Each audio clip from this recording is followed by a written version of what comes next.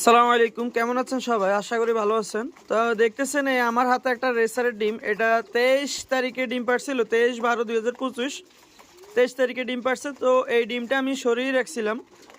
তো সরাই রাখার একটা কারণ যে ডিম পাড়ার একদিন পরে আবার একটা ডিম পাড়ে, একদিন গ্যাপ দিয়ে। এই যে দেখেন, এই যে দেখছেন, তো এখানে ডিম পারছে। এই ডিমটা, এটা হচ্ছে প্লাস্টিকের একটা ডিম। এই যে দেখেন, আমি একটু দেখাই, দেখছেন এটা প্লাস্টিকের একটা ডিম। তো প্লাস্টিকের ডিম দিয়ে আমি কি করছি, প্রথম ডিমটা সরা রাখছি। আর আজকে 25 তারিখ, আজকে আরেকটা ডিম পারছে। এই যে এখন ডিমটা এখানে দিয়ে দিলাম। তো কাপড়টা আমি একটু পরিষ্কার করে দিব।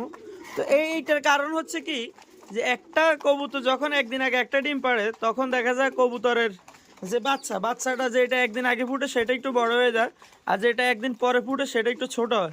এই কারণে ডিমটা সরিয়ে রাখি, প্লাস্টিকের ডিম দিয়ে রাখি, তো যাতে বাচ্চা দুইটা একই সমান সাইজের হয়।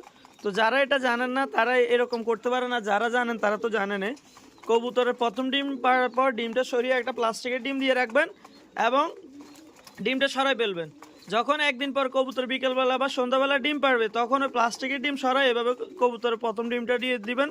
তাহলে হবে কি, দুইটা ডিমে একসাথে ফুটে বাচ্চা বের হবে এবং বাচ্চা দুইটা সমান সাইজ, সমান হবে।